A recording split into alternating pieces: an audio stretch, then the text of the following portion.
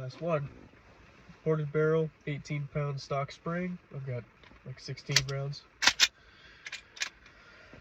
This spring is noticeably lighter. Okay.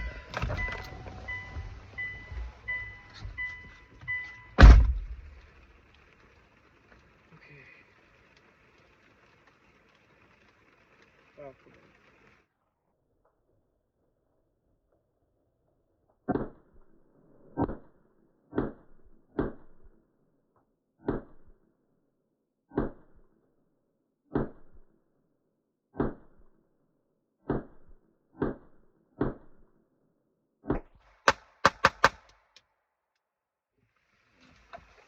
So, all in all, did really good today. Choked on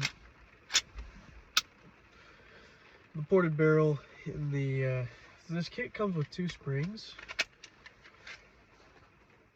So I have the stiff spring in there now, and it was running fine with that with 124s.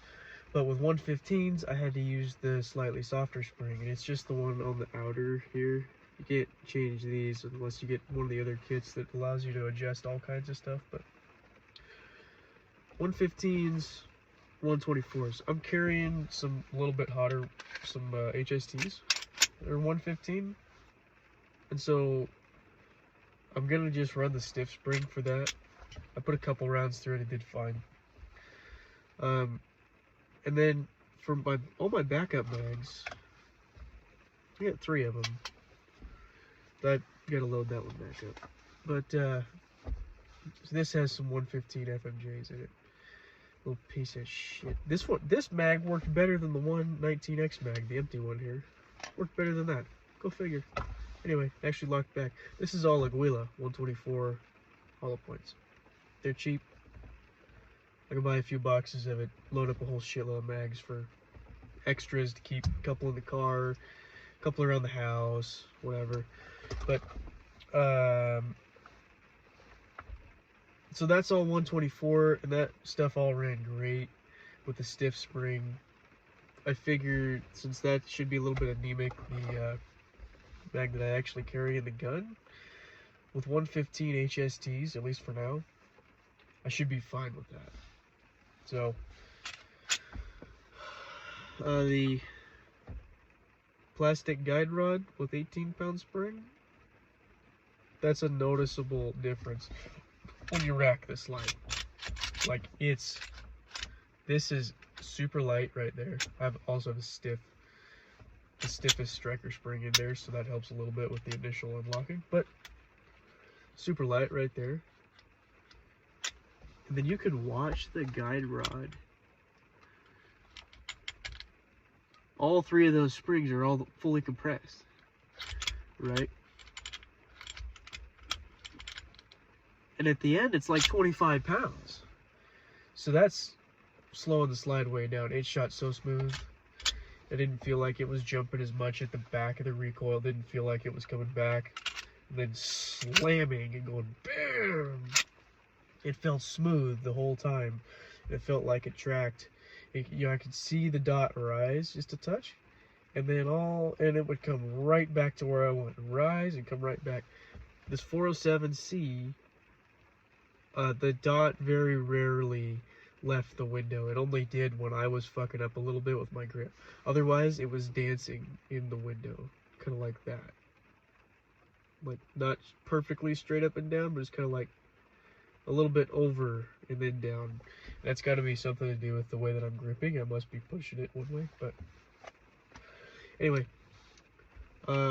DPM Systems, fantastic shit. I put their heaviest striker spring. They included 3 striker springs in here too. Put the heaviest striker spring in there, and the heaviest recoil spring.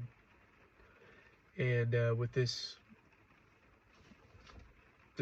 cheapo ported barrel that I got, it's fantastic. Super easy to keep on target. That was cool. My threaded barrel's on the floor now. Threaded barrel even felt better with this. So that my money's going there. As any slide that I build now, I'm getting a DPM spring for it. I'm gonna build 2011. I'm getting a DPM spring for it. There's no reason to even fuck around with the straight linear springs. This thing ramping up, starting out light and ramping up helps tremendously, and the science behind that, it makes sense that it works so good. But I'll never go back to a stock style spring. Never. Except maybe with a comp. A legit comp on the end of a barrel. But I'm going to do some testing with that too, because these guys make a different kit with softer springs for a comp barrel. Because my comp ran like kind of okay with a stock spring. But it won't. I doubt it would run with this DPM system. Not the setup that I have. I'd have to go with their soft version for comps. Without a doubt. This will be way too stiff for it. But yeah, and then shout out to Rain-X for making some fucking awesome defogging / super slick rain doesn't stick to it shit. Because it's on the red dot. There's a couple drops on there, but most of it ran down on the bottom.